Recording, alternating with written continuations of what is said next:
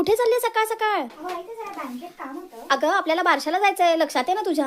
आणि ओटीचं काय झालं? तयार करून ठेवायला सांगितली होती तुला. ठेवले ना. हे बघा आई, आणि नारळ ह्याच्यातच आहे ना. याच्यातच. अगं एवढं कशाला आणायचं? साधा ब्लाऊज पीस द्यायचा. अहो आई, हल्ली त्या ब्लाऊज पीसचा नंतर काही उपयोग होत नाही हो. आणि या ओटीच्या बटव्याचा तरी काय उपयोग होतो का नंतर? अहो हे मी ऑनलाईन मागवलंय, तर हे जरा ऑनलाईन.